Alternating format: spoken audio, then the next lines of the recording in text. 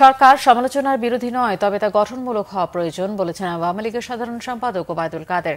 Dhaka reporters ইউনিটির ৩ দশক পূর্তির অনুষ্ঠানে তিনি এই কথা বলেন।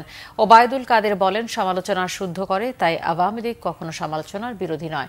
সাংবাদিকতার নামে অপসাংবাদিকতা ও ভুয়া লোক যেন মহান এই পেশাকে অসম্মান করতে না পারে, সেজন্য সাংবাদিকদের সতর্ক থাকার আহ্বান জানান তিনি। বলেন, সাংবাদিকতার নামে লেখাপড়া নেই, সংবাদ বোঝে না, এর ধারে কাছেও নেই, এমন অনেকেই সরকারি অফিসে গিয়ে বসে থাকে। এরা সত্যিকারের সাংবাদিক নয়।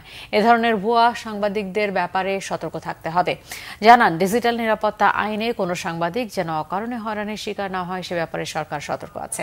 গাজায় শিশু হত্যা, নারী হত্যা ও গণহত্যার সংবাদ কভার করতে গিয়ে নিহত 108 সাংবাদিকদের প্রতি শ্রদ্ধাও জানান ওবায়দুল কাদের।